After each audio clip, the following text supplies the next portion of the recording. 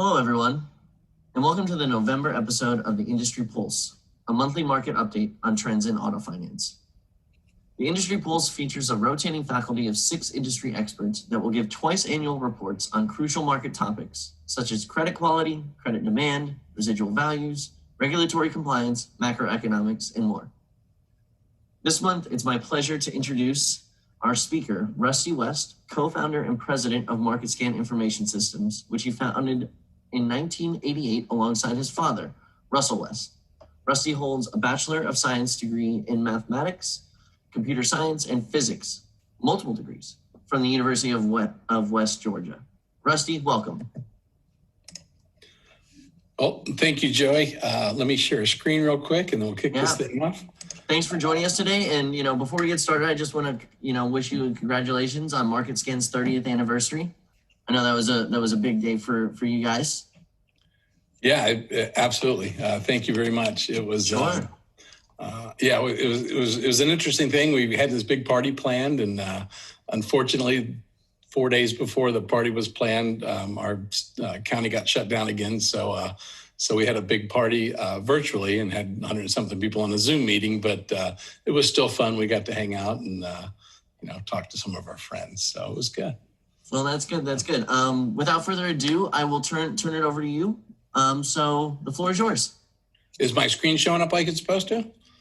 Yes, sir. You're all set. Oh, perfect. Thank you so much. All right. Well, Joey, again, thanks. And good morning, everyone, for allowing me to participate in this, in today's episode, right? As Joey said, I'm Rusty West from MarketScan, and I'm really glad to be visiting with all of you today. Joey, when you reached out to us and asked if we'd be interested in speaking with everybody about digital retailing during a global pandemic, we instantly said yes. And on a personal note, again, I'd like to thank you and also thank Royal Media's publisher, J.J. Hornblass, for giving us this opportunity. And before we dive in, I'm going to talk about digital retailing in general. All of us kind of shop using 2 main criteria. Does the item we're looking for check all of our kind of quote unquote needs boxes? And does the cost to acquire that item fit within our budget?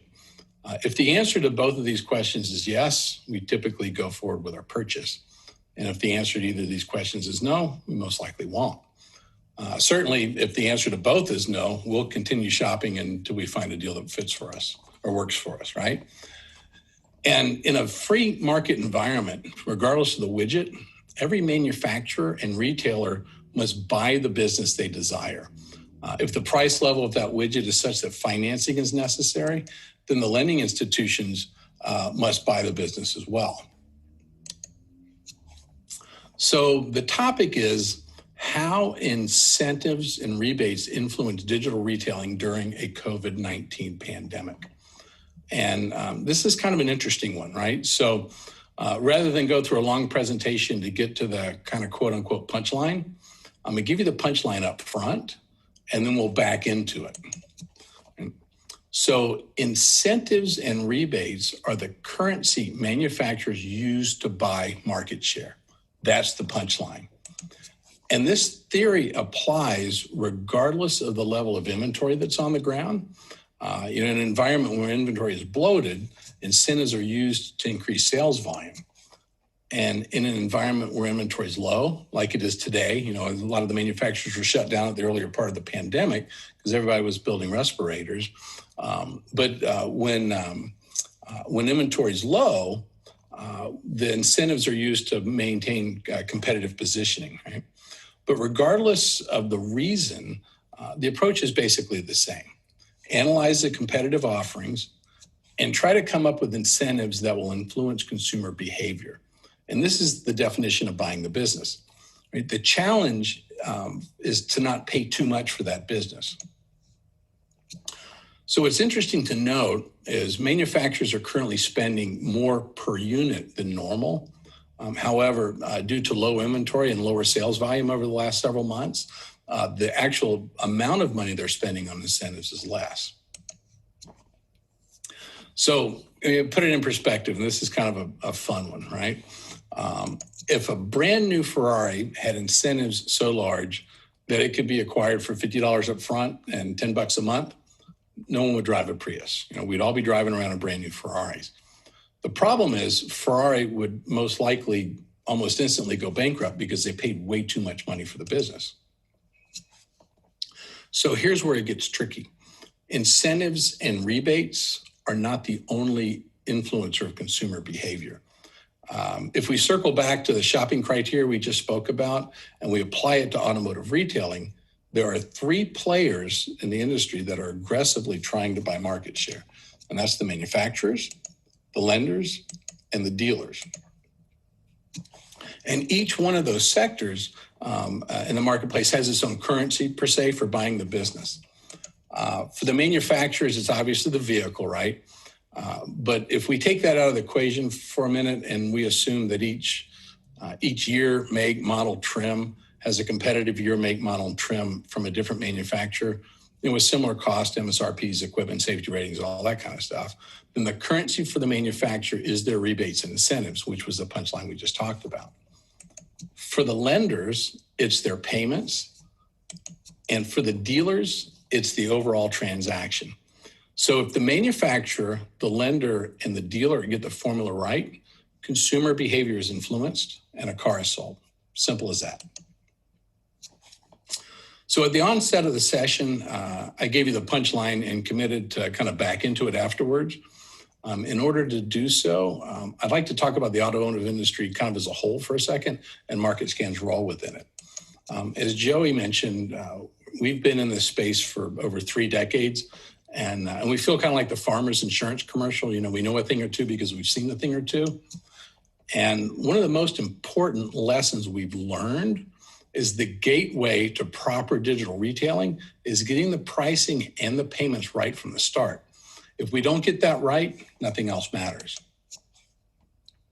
And historically, the number one customer complaint on CSI scorecards has been the sales process took too long. Today, the data shows an increase in customer complaints stating that the payments quoted online were much lower than the actual payments. And this is one of the biggest problems in digital retailing. We've all heard the horror story of a customer getting quoted like $300 a month online when it should have been $400 a month. In fact, several of us have even lived that exact scenario. And once the customer makes that clicks to bricks transition, from being a virtual customer to actually going to take delivery of the vehicle, that process falls apart. And the tragic part about it is this payment disconnect is rarely the dealer's fault. You see, not all digital retailing solutions are created equal, and many do not properly represent the terms and conditions under which each individual dealership is willing to transact. And this is a big, big, big problem, right? And only half of this problem is in the forefront. We just spoke about quoting a customer a payment that's $100 a month too low and all the problems that creates. But what about the consumer who gets quoted a payment that's $100 a month too high because the digital retailing vendor doesn't have access to each individual dealer's most competitive programs? That dealer will miss business he rightfully should earn because he's not being fairly represented. But the good news is there's a simple fix, right? In order for the simple fix to work, all we have to do is take absolutely everything into consideration. And simple kind of isn't always so simple, right? But don't worry, the hard part's already done, right? So listen, before we proceed, I'd like to give you a bit of foundation, or lay a little bit of a foundation, if I may. MarketScan was formed in 1988. Even though we've been around for over 3 decades, we behave like a startup business by continually pushing the technology envelope. We're privately owned and operated. Our headquarters are located in Camarillo, California, and that's about 50 miles northwest of Los Angeles. We like to tell everybody we're 2 hills past all the crazy people. And if you spend your time in LA, we have our fair share of crazy people. We provide solutions for 4 different verticals within the automotive space, and that's retail dealers, lenders, manufacturers, and then technology companies, both consumer-facing and dealer-facing. And we've got tremendous coverage in all 4 verticals.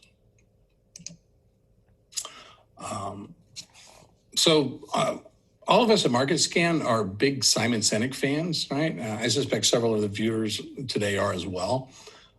One of Simon's most popular books is entitled Start With Why. And he challenges all of us to define why we do what we do, and then followed by how we do what we do, and then ending with what it is we actually do, which is kind of backwards from the way most companies see the world. Simon's message has been a driving force for how we as a company approach solving big problems for our customers. So I'd like to share with you MarketScan's why, how, and what. MarketScan lives to evolve automotive commerce by combining science, technology, and data to transform the industry. That is our why. And how do we achieve our why? We employ agile development techniques to electronically aggregate manufacturer, lender, municipality, and dealership data.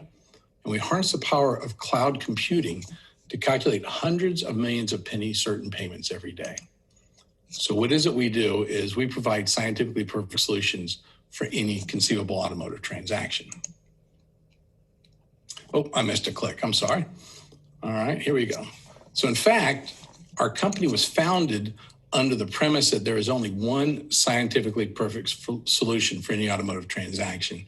And any solution that is less than perfect has a negative impact on 4 different sectors of the market. And that's the consumer, the dealer, the lender, and the manufacturer.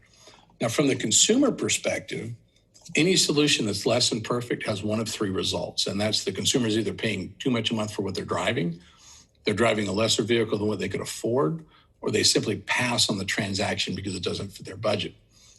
For the dealer, any solution that's less than perfect invariably results in lost revenues and overlooked opportunities.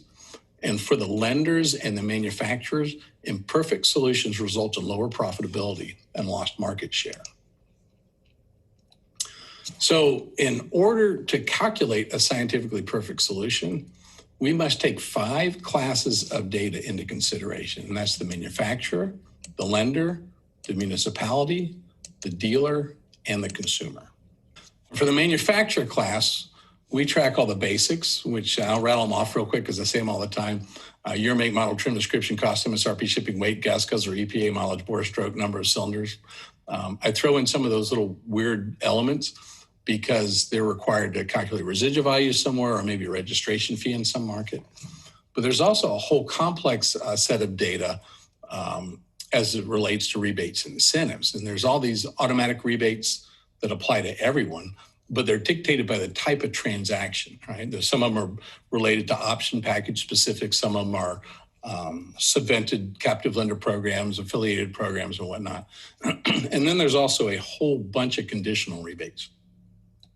The 4 most common are college grad, military, repeat customer, or loyalty, if you will, and then conquest. But there's literally billions of dollars of other conditional rebates that are just waiting to be plucked. American Quarter Horse Association, National Funeral Directors Association, a bunch of oddball ones. And one of the things that we've really seen a lot of during the pandemic is a lot of first responder rebates and then also hardship rebates to try and help people maybe get out of a more expensive car and get into a less expensive car, lower their payments if they've been laid off or their income has been impacted because of the pandemic. So if we look at the second class of data from the lending institution class, we have to track every parameter, policy, and factor that can influence a lease, a finance, or a balloon note program for every new and used car from every lending institution in the country that has a published program. And this class of data, it consists of 2 segments as well. We refer to them as soft numbers and hard numbers. And the soft numbers are credit related. So we must take into consideration all the credit information. And we can take as basic as a credit score to something as comprehensive as a combined 3 credit bureau poll, Experian, Equifax, and TransUnion, and compare that against the lending institution's published buying policies and practices to determine whether there are any hurdles that may prevent a transaction from being approved and what those hurdles might be. They can be as basic as not enough time and area or not enough high auto credit. Something is difficult to overcome as a non-discharge bankruptcy. It could be a combination of several things in between. It could also be that the customer's got great credit and everything's easy. And then there's all the hard numbers. Now, the hard numbers are everything necessary to calculate even the most complex of the transactions. So if you look at a lease, you've got rates, residual values, security deposit policies, standard, multiple security deposits, zero security deposits, high mileage penalties, low mileage enhancements, maximum advance, maximum down payment, maximum rate markup, paid reserve, all of these parameters that have to be taken into consideration to make sure we're not only calculating a correct payment, but we're calculating a fundable contract that falls within the parameters of the individual lending institution's requirements. And then for the municipality class, we have to take everything into consideration, right? So we track all the laws, rules, regulations, calculation methodologies, tax percentage rates, and registration fee calculations for every inch of the country. Now, the last class, which is the most overlooked class of them all, is the dealership class. And we empower every participating dealer to dictate the terms and conditions under which they're willing to transact. They can define what lending institutions they have available for their customers, what fees they charge, what their selling price rules are based on any level of granularity, year, make, model, trim, lot age, however they want to look at it, and also how they interpret tax laws. This one usually gets some funny looks, but if you count Washington, D.C., there's 51 major markets in the United States, and each one has their own unique rules, right? Of them, there's 13 markets that have very black and white, just cut and dry rules, right? California's one. They tax us on absolutely everything out here. But the other 38 have some vagueness or ambiguity in the way that their tax laws are written. Some dealers will take a highly aggressive approach about how they interpret those laws. And on the opposite end of the spectrum, there's those dealers who take a very conservative approach. Now, the two different approaches may generate vastly different monthly payments. So you guys might be thinking to yourself, great, there's a lot of data that must be taken into account in a sales or even a lease transaction. So what? So let's list the pain points by class, all right? For the manufacturer class, almost every dealer in the country has experienced an inability to collect rebate and or incentive money from their OEM because of the misapplication or improper combination of rebates. And when this happens, the dealership has only pretty much two options. They can call the customer in and rewrite him, which always ticks him off, or they can take the loss out of the gross profit. But for the manufacturers spend billions of dollars each year on incentives to move inventory. And traditionally, the OEMs go through a really labor-intensive process to analyze the data that's related to the effectiveness and impact of the incentives and rebate programs they're offering. This is done to determine how best to position themselves competitively and determine how much they have to spend to earn that desired market share. The process is time-consuming, it's mechanical, and it's unsophisticated sometimes, and decisions are often made on gut without having all the facts, right? Not only is this very expensive and seldom accurate, but it's also not timely and provides openings for competitors to kind of step in and take their market share.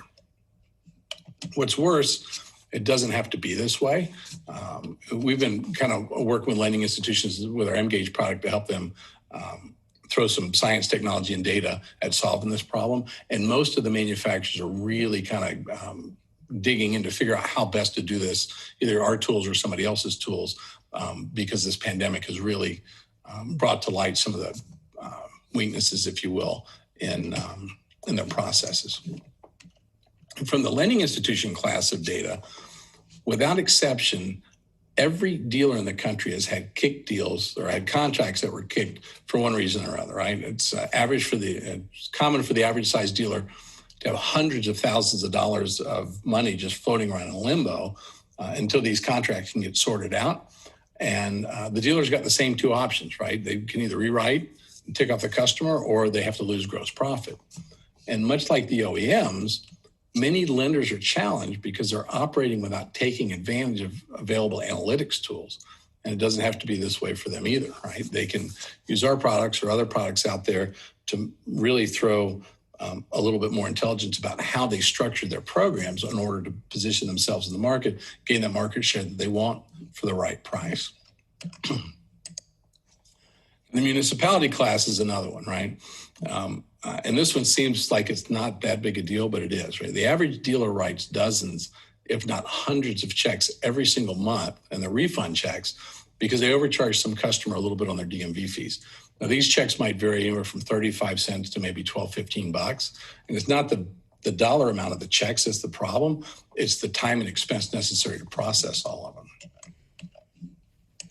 And the last class pain point is the dealership class, right? When we ask dealers what's their biggest source of heartburn in their online retailing efforts, they almost always tell us their customers are quoted inaccurate payments online. Oftentimes, even the payments on their own website are wrong. And this regularly leads to the customer feeling as though they've been intentionally misled by the dealer. I love this graphic. I grew up in the car business. My dad was in the car business before I ever met my mom. And if you go way back 30 years ago or more, the consumer perception of car dealers was this guy, right? Plaid, polyester sport coat wearing bait and switch artist. Over the last 3 decades, car dealers have done a great job distancing themselves from this stigma. But we kind of got reset 30 years ago. And unfortunately, that stigma is back because consumers are getting quoted incorrect payments online. And even though it's typically not the dealer's fault, the consumer doesn't care, right? The perception is the same, trust is gone, and the consumer confidence takes a big hit. So the cure, right, the combination of every class of data and the ability to make sense of all of it is the cure for all of these pain points. So let's talk about proper digital retailing for a second. For decades, little has changed in the way dealers sell cars to consumers. Conversely, advances in technology have dramatically influenced consumer shopping behavior. Companies like Amazon and eBay have redefined how we buy things. They provide us with instant gratification, which in turn increases our expectations. If you look at Amazon, it's a great example, right? Amazon literally has become the standard by which all digital retailing efforts are measured. I suspect everyone on this call has bought stuff from Amazon. I know I certainly do. And the process is near perfection. I go on, I select the item I want. I instantly know how much it's going to cost me. I click buy it now. My credit card gets dinged the exact amount that I thought I was going to get charged. And I'm on Amazon Prime, so the item shows up most of the time the next day. And it's obvious that this technology has made it easier for everybody to shop. But with that ease and convenience of shopping online comes a new standard and a whole new set of consumer expectations. And mind you, the consumer has that expectation across the board, no matter what they're shopping for. So, while we're nowhere near a 30-second Amazon buying experience for a car, consumers' expectations are much, much higher than they've ever been before.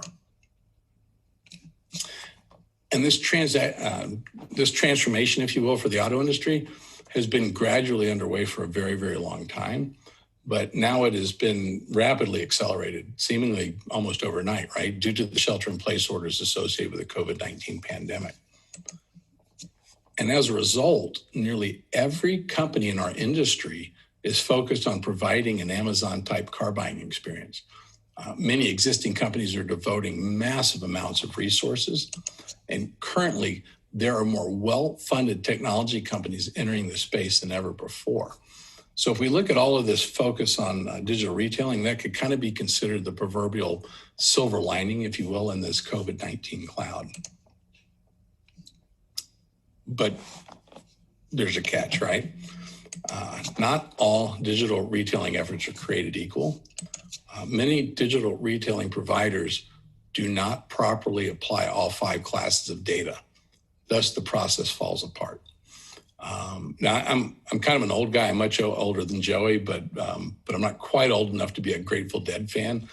But I do think the song "Touch of Grey" is apropos here, right? And one of the lyrics goes, "Every silver lining's got a touch of gray." And the touch of gray is the disconnect between some digital retailing efforts and the real world.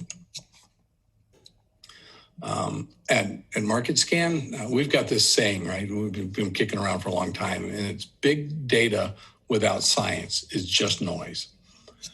And if we're going to thrive in a digital retail world, we must eliminate this touch of gray. In other words, we absolutely must combine science, technology, and data to give the customers what they want. So over the years, many experts have studied how consumers shop and ultimately acquire cars. And previously, the common thread was most consumers are price shoppers and payment buyers. And when they were price shopping, they look at how much the car is, what they can buy it for. They take all these big rebates and incentives, and that kind of gives them an idea of what it looks like, right? And while much of that holds true today, more and more consumers are payment shoppers and payment buyers. And at the end of the day, the consumer really doesn't care about all the complexities that go into the transaction. What they care about are the results of those complexities, namely how much upfront, how much a month, and for how many months. So I'd like to invite you guys to look at the ecosystem from a utopian point of view for a second, right? In a Zen environment, manufacturers would be able to create highly targeted incentives and rebates to position themselves exactly where they wish to be in the marketplace. The lending institutions would be able to craft highly complex targeted offers that position themselves exactly where they want to be as well. The dealers would be able to analyze all of this information, apply their unique terms and conditions, and offer transactions to consumers that they would find easy to accept. And finally, the digital retailing providers would be able to accurately present the dealer's offers to consumers in a consistent fashion. So it would kind of look like this. So imagine this scenario.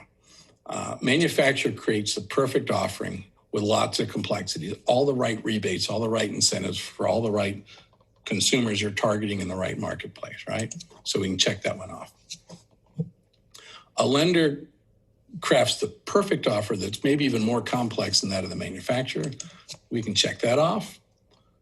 A highly complex targeted offer gets the consumer's attention and he says, yeah, that'll work, I'll take it.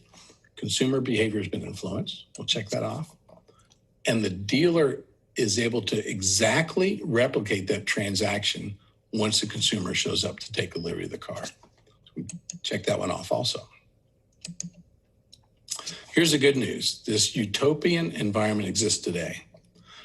We welcome the opportunity to discuss this with anyone or maybe even demonstrate some of our products and show how our solutions, as a result of combining science, technology, and data, can help. And I really appreciate the opportunity to present today's episode. And Joey, with that, I turn it back over to you, my friend. Great. Thanks, Rusty. I do have a couple questions for you. We talked about, some of the changing trends in digital retailing, or you spoke about it actually. And I'm wondering, there's been a lot of news floating around. A couple vaccines are gaining some traction. So it looks like that's kind of coming to market pretty soon, within the next, year and a half, or half a year. So I'm wondering, as that vaccine becomes adopted and consumers get more comfortable with the return to normal, how do you envision these digital retailing trends continuing going forward? It's a great question, Joey. First of all, I hope a vaccine gets here soon. I mean, the country obviously is hurting and we're in need of some healing. I don't see digital retailing slipping back, right? It's been a very long time coming. And I think once consumers get used to doing things with ease, convenience, trust, that they don't want to go back to the old process. And one of the things that's been really fun is watching some of the dealers who really adopted it early on, seeing how rapidly they were able to progress and how well they're doing. A lot of them are having some of the best months they've ever had. They're spending a lot less money than they did before. Their gross profits are up and their volume is up. And as important as all of that is the consumer satisfaction is through the roof with those stores. So I think it's here to stay. Great, great. And on that note, you kind of mentioned the silver lining, light at the end of the tunnel. So I'm kind of wondering if you'd be able to elaborate a little bit more on that and how you think the pandemic and the changes in the market might continue to shape the industry going forward. What sort of further evolutions might we expect? Yeah, another great question. I gotta have this philosophy, right? What is it? Necessity is the mother of all inventions, and consumer desire and consumer behavior is, I think, what really drives the way the automotive industry moves. And there's been tons of companies that are coming into the space. We're in kind of a weird space because we don't really market our own products much. We power a lot of different consumer-facing products and lender and manufacturer-facing products. And we're talking to dozens and dozens of really well-funded startup companies that are coming into the space to provide really great digital retailing experiences for consumers.